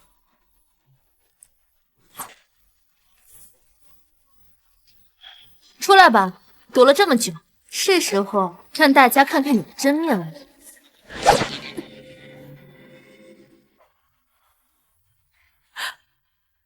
大成，这跟小程长得一模一样。这就是你们当年没保住的那个孩子。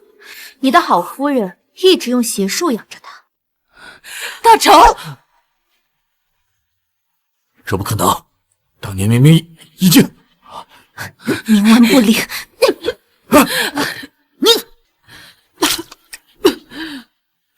你放开大成！你对大成做了什么？你知道这些年我把他养大有多不容易？我每天用精血把他喂大，我怕他被阳气冲散，我连门都不敢让他出来。你凭什么把他锁在这里面？疯了，你真是疯了！所以你就把主意打到了方彦恒身上。你不甘心大成早夭，想把最好的都给他，于是你就选中了方彦恒这个天之骄子，想把他的一切换给大成，对不对？没错，是我。方彦恒拥有一切，家世、财富、地位，还有健康的身体。可大成呢？他连睁开眼睛看看这个世界的机会都没有，凭什么？所以当年我花光所有积蓄，请了顶尖术士给方彦恒下了蛊，就是要一点一点折磨死他。方辰身上的女胎，公司发财树下的邪物，都是我做的。我就是要搅乱方家，我就是要让方彦恒心神不宁。我用死气一点一点侵蚀他，让大成附在他身上。我就是要让我的大成能拥有最好的一切。原来这是你干的！你这是要气死我吗？方七山，你看看你啊，娶了个好媳妇儿。妈，别急，有芝芝在，一切都会好的。地下室的黑瓜人偶也是我准备的。我本来打算等死期一点一点吞噬方彦恒的身体，就把他活祭，让大成附在他身上，让大成彻底取代他。我眼看着就要成功了，是你毁了我儿子，是你毁了我儿子来这世界的路。这个世界什么时候能放弃这种无脑反派？你为了让你的大儿子留在世间，就肆无忌惮地摧毁别人的人生吗？方彦恒和你无亲无故，你害他我尚且能理解，可是你儿子方成呢？你把他的身体当做了容器，让你的大儿子继承在里面对方彦恒动手，你可有考虑过他的意愿？可有半分在意过他的安危？就因为他没能来到这个世界上，你就要用其他人的性命来补偿他吗？包括你儿子方成的命吗？不，这一切都是暂时的。等大成彻底取代方彦恒，我就会让小成回到他自己身体里的，我不会害他的。大成的魂魄滞留人间太久，早就已经被邪气浸染，根本不可能正常复生。至于方成，他的魂魄离体太久，和躯壳的羁绊越来越远。现在是12点30分，再有4个小时，若他的魂魄还不能归位，那就彻底。你自己半吊子学了些歪门邪道，连基本的阴阳规则都不懂，真是害人害己。不可能，根本不可能！方成明明好好的，我每天都有惊血喂他，为什么没法复生？你就是想打断我的希望！我骗你有什么好处啊？刚才我已经用渡魂符净化他身上的邪气，送他去轮回往生了。他滞留人间太久，邪气已经深入魂体，留下来只会成为祸害。我这可不是为了帮你啊，我只是在积德行善，你可别谢我。至于方成，他的命救不救，全看你愿不愿意交出他的魂魄。大成，我养了他这么多年，你怎么能就这么把他送走？小成，小成！你糊涂啊！大成出生的时候就夭折了，难道我的心不难受吗？哪有让活人给死人让路的道理呀？大成回不来了，你赶快说出小成魂魄的下落，再耽误下去，他都回不来了。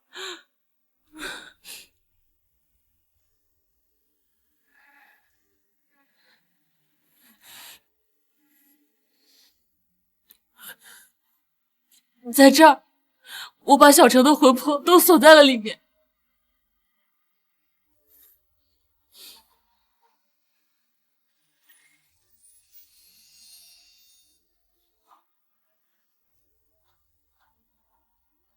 天地玄宗，万气本根，渡魂归位，乾坤清明。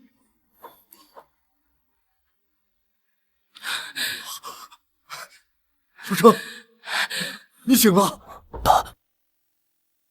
爸，别担心，我没事。妈，我知道你做了什么，但我不怪你。我知道你是心疼哥哥，以后就不要那样了，好吗？是妈对不起你，是妈糊涂。我也糊涂啊！我和你同床共枕这么多年，就没发现你一丝的邪门，你反而害了小成，害了燕恒。我对不起方家，我对不起燕恒，我更对不起小成。方启山，这个女人的心肠如此歹毒，绝不能轻饶。我告诉你，今天你必须给我一个交代，否则我就没你这个侄子。来人，把谭红给我控制住，立刻送到乡下老宅上，让专人看着他，终身不能踏出老宅半步。等等，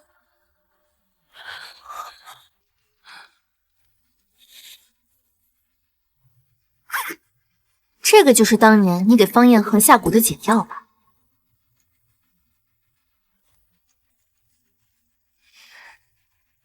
正好，这个可以彻底驱散方彦恒体内所有的死气，也算你弥补过错了。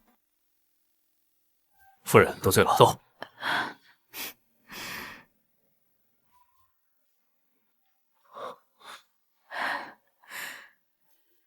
天地无极，破煞驱邪，死气消散，经脉复通，接。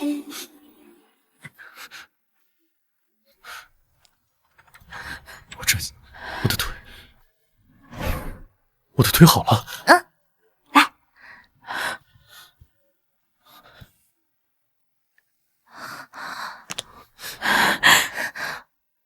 真的，我的腿好了。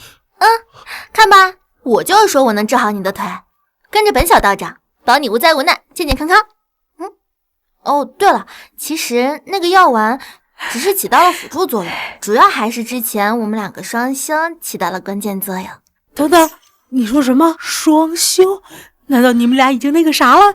哎呀，这可是天大的好事儿啊！这么说，我离抱孙子不远了。奶奶，你真是的，都有我这么聪明伶俐的大孙子了，你还想要其他孙子？哼，你。不过看在小叔康复的份上，我就不跟你计较了。你怎么来了？不是让你在家待着吗？是奶奶让我过来送东西的。小婶婶，这次多谢你救了阿成。来人，把东西抬上来。